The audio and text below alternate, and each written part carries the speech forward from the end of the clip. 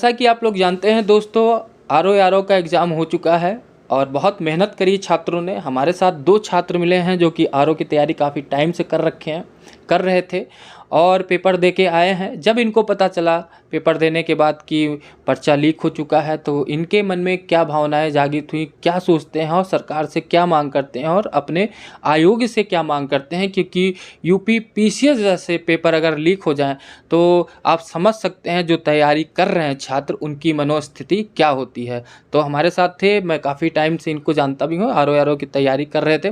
पूछते हैं इनसे कि क्या सोचते हैं आरओ को लेकर और क्या मांग करते हैं। सर स्वागत है सबसे पहले आपका। ये बताइए कि आप लोग आरओ की तैयारी जब कर रहे थे तो किस मनोभाव के साथ कर रहे थे और क्या सोचा था कि आरओ का पेपर जब हम देंगे, आप समीक्षा अधिकारी बनने जा रहे थे, और जब पता चला कि पेपर लीक हो गया तो कैसी स्थिति आप छात्रों में भी? देखिए, अब ये सबकी मनोदशा तो एक ही है, लेकिन जैसा देखा जा रहा है कि हम लोग ये डिसाइड करके बैठे थे कि चाहे जितनी भी मेहनत करनी पड़ जाए लेकिन मेंस देंगे अब की। तो इस कैटेगरी में हम लोग चल रहे थे कि कितना भी टफ पेपर आए, हर तरफ से अपनी तैयारी को हम लोग मजबूत रखने का प्रयास किए थे। और समझ लीजिएगा कि अगर 24 घंटे में 17 घंटा 18 घंटा हम लोग कमरे पे केवल सोने के लिए जा रहे हैं, बाकी टाइम 18 घंटा लाइब्रेरी में जा रहा है। और यही उम्मीद करके थे कि आयोग से हमें अच्छा रिजल्ट मिलेगा और पारदर्शिता की तरह से पेपर भी होगा। लेकिन इस समय बड़ा दुख हो रहा है क्योंकि सारी मेहनत पे हम लोगों के क्या है, पानी फिर गया। और रही बात पेपर की, तो पेपर जब लीक होता है तो कहीं ना कहीं इसमें किसका किसका इन्वॉल्वमेंट है ये आयोग को भी देखना चाहिए। और हम लोगों ने माननीय मुख्यमंत्री जी से इतनी एक्सपेक्टेशन रखी थी कि हर चीज़ में पारदर्शिता होगी, निष्पक्षता, उसी के आधार पर सरकार को हम लोगों ने चुना था। आयोग ने कह दिया है कि हम जो है गठित कर दिए हैं टीम, और 2 तारीख तक हम जो आरओ के पेपर दिए, जिनके पास ऐसे कुछ वीडियोज हों या ऐसे कुछ पेपर हों, वो हमें मेल एक आईडी दे दिए, मेल करें। 2 तारीख के बाद अगर ऐसा कुछ लगता है तो पेपर दोबारा भी कराया जा सकते हैं। देखिए, इतना लोगों ने साक्ष्य दिया है। और अगर देखा जाए तो कहीं ना कहीं हम अपने जो हमारे प्रदेश का मुखिया है, हम उसी से तो रिक्वेस्ट कर सकते हैं। आयोग के ऊपर हमारा इतना अधिकार है कि हम वहाँ प्रदर्शन कर सकते हैं, धरना दे सकते हैं। लेकिन जो जनता का प्रतिनिधित्व कर रहे हैं वो हमारे राज्य के मुख्यमंत्री ही तो कर रहे हैं। तो कम से कम बच्चों को और हम लोगों को सबको अपने राज्य के मुख्यमंत्री से बड़ी उम्मीदें थीं।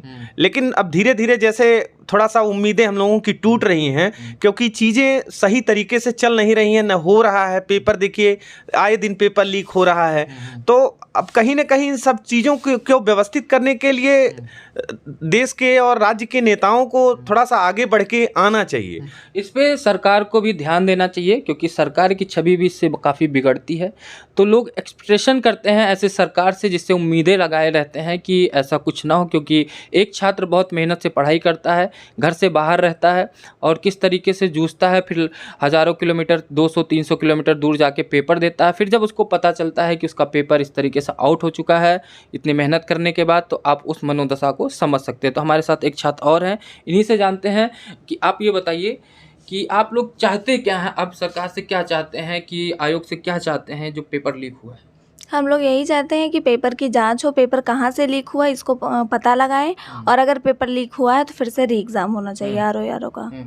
तो आप पेपर जब दे रही थी, पेपर का स्टैंडर्ड कैसा था? आप लोगों को लग रहा था, जैसे बताया जा रहा है कि 150-60, अभी आपस में ही लोग बात कर रहे थे कि इतनी मेरिट चली जाएगी।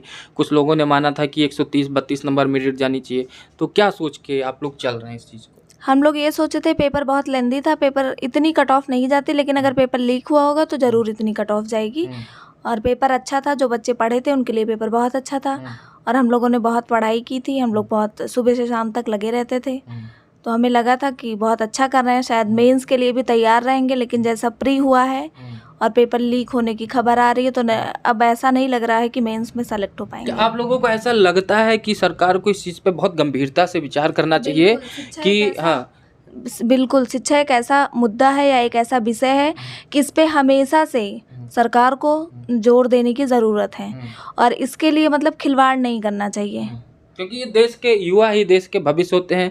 यही अगर तैयारी करके और मेहनत करके समीक्षा अधिकारी जैसे पदों पर बैठते हैं तो इन्हीं से सचिवालय चलता है, इन्हीं से हमारी जो सरकारी योजनाएं हैं सब चलती हैं। तो योग्य योग्यता के हिसाब से लोगों को, जो मेहनत करता है योग्य हो, उसको ऐसा पद मिलना चाहिए, ना कि किसी को पर्चा लीक करा के। तो सर ये आप ये बताइए कि छात्रों में ऐसा एक विचार क्यों नहीं आता है कि सरकार से डिमांड करे कि इसके लिए कुछ ऐसा नियम लाया जाए कि पारदर्शिता के साथ कि अगर कोई पेपर लीक करवाता है तो उसके लिए कोई कानून, ऐसा कठिन कानून हो कि दोबारा सोचे इंसान ऐसा पेपर कर। देखिए, मेन चीज़ ये है कि जब सरकार से डिमांड तो हम लोग कर ही रहे हैं, लेकिन अगर उस चीज़ पर सरकार संज्ञान ले तब तो अच्छी बात है ना। हमारी बात तो है रही है कि जैसे अगर कोई पेपर निकाल रहा है और कोई एक्सपेक्टेशन करके बैठा। दूसरी चीज़ ये देखिए कि अगर मान लीजिए जो पेपर पा गया वो अगर नौकरी पाएगा तो आपको क्या लग रहा है कि क्वालिटी तो है नहीं, तो फिर अगर ध्यान रखिएगा कि अगर गद्दी पर क्वालिटी वाला आदमी नहीं बैठेगा तो वो सिस्टम भी ज़्यादा दिन तक नहीं चल पाएगा। तो कहीं ना कहीं अगर ऐसे लोग हैं तो करप्शन को ही बढ़ावा मिलेगा। तो अगर सरकार से यही गुजारिश है कि सरकार इसके लिए कोई प्रावधान बनाए, क्योंकि लोगों का कैरियर दांव पे लगा है। उनके लिए बहुत छोटा सा आंकड़ा होता है कि हाँ पेपर रिजेक्ट कर दो, पेपर हो गया जिसका, लेकिन कोई उसी की उम्मीद पे बैठा हुआ है। 4 साल से कोई तैयारी कर रहा है, कोई 3 साल से तैयारी कर रहा है, किसके घर की क्या व्यवस्था है, लोग आके बाहर रह रहे हैं, किसके और परिवार के लोग उम्मीद करके बैठे हैं कि हमारा लड़का पढ़ रहा है। और आप अभी हाल ही में एनसीआरबी का सर्वे रिपोर्ट देखिए, लोग फ्रस्ट्रेट होकर सुसाइड कर ले रहे हैं। लेकिन क्यों? क्योंकि जिसके पास धैर्य नहीं है उसकी स्थिति वही है कि भाई उनके माँ बाप क्या कर रहे हैं क्या नहीं। अब देखिए कि जो पॉलिटिकल बैकग्राउंड नेताओं की बात है, भाई उनके पास कोई कमी नहीं है, उनको सारी सरकारी व्यवस्था दी गई है। जूझ तो हम लोग रहे तो कम से कम आप लोग सुख भोगिए, लेकिन हम लोगों को दुखी ना करिए। हम लोगों के लिए भी कुछ उपाय करिए ताकि हम लोग अपने परिश्रम से आगे बढ़ सकें। तो ये तो यही सिस्टम की बात आ जा रही है कि जो परिश्रम करने वाला है वो सड़क पे टहलेगा और जो 2 नंबर का काम करने वाला है वो सिस्टम में बैठेगा। तो ये तो सिस्टम हम लोगों ने सोच कर यह व्यवस्था नहीं दी थी। हमें एक्सपेक्टेशन था कि आगे सिस्टम कुछ सुधार होगा, जैसे पुरानी स्थिति थी उससे बेटर परफॉर्मेंस होगी। धीरे धीरे सुधार तो हो रहा था, लेकिन अचानक में ऐसा परिदृश्य सामने आया कि समझ लीजिए कि एकदम उम्मीद ही टूट जा रही है। तो हम लोग किससे क्या कह सकते हैं? आप ये बताइए, परीक्षा की जब आप तैयारी कर रही थी, फॉर्म आया, आपने फॉर्म फिलअप किया होगा, उसके पहले से आप कोचिंग वगैरह कर रही होंगी, तो आप एक समीक्षा अधिकारी बनने के लिए इंसान कितने घंटे पढ़ा था? आप कितने घंटे स्टडी कर रही थी, फिर आपने उम्मीद लगा रखी थी कि हमें समीक्षा अधिकारी बनना है? हम लोग अपने जो रोज़ का टाइम होता है, मतलब रोज़ के काम काज होते हैं, खाना बनाना, जैसे जो एक विद्यार्थी के जीवन में जो भी काम होता वो करने के बाद जितना भी टाइम मिलता था वो पूरी तरीके से, जब 12 का फॉर्म आया तब से हम लोग लगे थे और हम लोग को लग रहा था कि अच्छा करेंगे और बहुत अच्छी तैयारी की थी।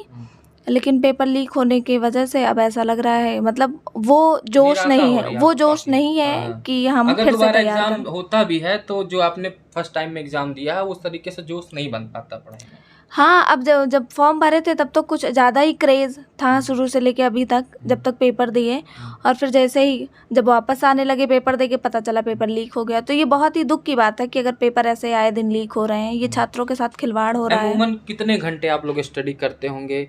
क्या सिलेबस रहता होगा? जैसे कुछ नए हो जो जानना चाहते हो, समीक्षा अधिकारी बनना चाहते हैं, उनको ना पता हो कि कैसे तैयारी की जाती है। देखिए, सिलेबस तो प्रीवियस ईयर के अकॉर्डिंग ही हम लोगों ने किया था और जो है कोई अभी नया चेंज नहीं आया था। वही हिंदी, जीएस और करंट अफेयर और यही सब पढ़ रहे थे।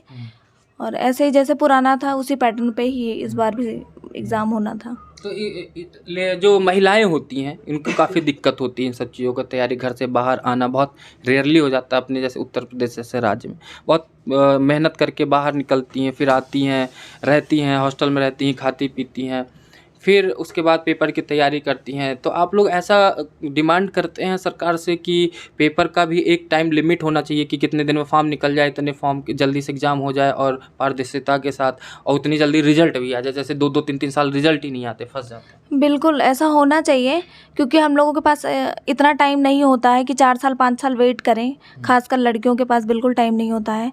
अगर एक चीज़ की किसी जो है तैयारी करने आए हैं तो वो चाहते हैं कि जब नोटिफिकेशन आता है और एग्ज़ाम ले लेते हैं, फिर इसके बाद में रिज़ल्ट जारी करें, फिर उसका मेंस कराएं और फिर जो जिस पद के लिए चुना गया है उस पर चयनित किया जाए। आप ये बताइए सर, ये कि एक आरओ की जो तैयारी, आरओ तो एक अलग चीज़ हो गया, तो आप स्पेसिफिक प्रश्न हो गया, पीसीएस की जो तैयारी करते हैं बंदे, यूपी सिविल का हर एक चीज़ का या सिविल का पीसीएस का हर एक चीज़ का, कितनी मेहनत करते हैं और क्या लगन लेके आते हैं, उसमें कितनी कठिनाइयाँ होती हैं, कितना उनको पढ़ना पड़ता है, कितना अध्ययन करना पड़ता है, उसके बाद जाके एक नौकरी मिलती है। एक नौकरी के पीछे कम से कम हज़ारों लोग लगे रहते हैं। देखिए, अगर उत्तर प्रदेश पीसीएस का सिलेबस देखा जाए तो यूपीएससी के बराबर है। और यहाँ पर अगर हम देखते हैं कि ऑप्शनल हट गया जब से, तब से एक दो सब्जेक्ट जो मान लीजिए ऑप्शनल है, जिसका पहले से तैयार था, उसकी बात उसका नुकसान हुआ। अब नया जो सिलेबस ऐड किए हैं तो कहीं ना कहीं एकदम बिल्कुल यूपीएससी के पैटर्न पर ही यूपी पीसीएस चल रहा है। तो देखिए, मेहनत तो केवल बराबर यूपीएससी के बराबर ही करनी पड़ रही है। तो बस इतना अंतर रहता है कि यूपीएससी में ये संभावना नहीं रहती है कि पेपर लीक हो जाएगा, नकल हो जाएगा। तो उसके ऊपर क्या रहता है कि देखिए 55 नंबर आ गया तो पूरा ऑल इंडिया टॉपर होता है। और यहाँ पे अगर नकल होती है तो भाई, अब फिर हम लोग मान के चले थे कि समीक्षा अधिकारी पेपर था तो लेंदी था, तो ये मान के चला गया था कि मैक्सिमम हम लोग जीएस में 80 से ऊपर हो जाएं और हिंदी में 50-55 तो जाता ही है। तो ये उम्मीद करके बैठे थे कि हाँ उतना करके आए हैं, और पेपर टफ होने के हिसाब से हमको लगा था कि मेरिट थोड़ा सा डाउन जाएगी। तो थोड़ा रिलैक्स थे कि पेपर ठीक हुआ था, क्योंकि बड़ी मेहनत किया गया था। और रही पीसीएस की बात, तो देखिए एक पेपर अगर ये अच्छा हुआ और अगर सब कुछ सही पूर्वक कुशलतापूर्वक संपन्न हो गया होता तो एक मोराल मिलता कि 17 तारीख को पीसीएस है, थोड़ा और अभी 1 महीना बचा है और मेहनत करेंगे। उससे डाउन हुआ क्या? बिल्कुल डाउन हुआ है। देखिए, कहीं ना कहीं जब एक पेपर अच्छा होता है तो इनकरेजमेंट बहुत जबरदस्त मिलता है, मन में शंकाएं पैदा हैं। लेकिन अब ये है कि पीसीएस, अब समीक्षा अधिकारी का पेपर लीक आउट हो गया और पीसीएस का पेपर देना है। तो ये बताइए कि आधा तो दिमाग ये लगा है कि अगर मान लीजिए कि पेपर कैंसिल नहीं हुआ तो जो 170 180 किए हैं उनका हो जाएगा, हम लोग परिश्रम किए हैं, हमारा नहीं निकलेगा।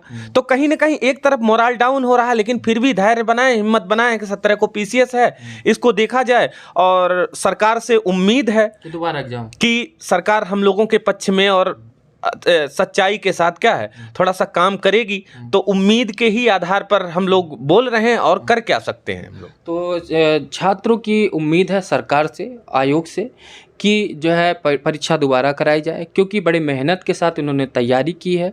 एक मार्क्स बता रहे हैं प्रीवियस ईयर से लेके और जो करंट में किस तरीके से पेपर आया था, कि इतनी अच्छी तैयारी, इतने नंबर बहुत ज़्यादा होने चाहिए थे, प्रीवियस से 2-4 आगे कट ऑफ ज़्यादा जानी चाहिए। जिस तरीके से सुनाई दे रहा है कि किसी के 160, किसी के 170, जिनको कभी पढ़ते हुए देखा भी नहीं गया है, उनके इतने नंबर कैसे आ रहे हैं। तो छात्रों की आवाज़ हमारा चैनल हमेशा उठाता रहेगा, और वीडियो को ज़्यादा से ज़्यादा लाइक या सब्सक्राइब करिएगा। जय हिंद, जय भारत।